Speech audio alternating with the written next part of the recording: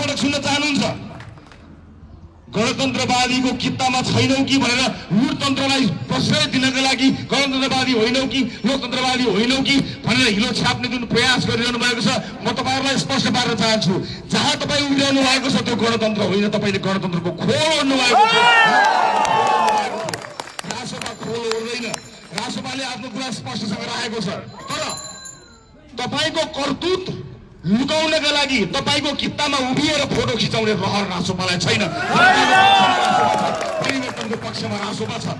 त्यसैले उपस्थित आमाबुवा दाजुभाइ दिदीबहिनीहरू, हामीले फेर्नुपर्ने धेरै कुराहरू छन्।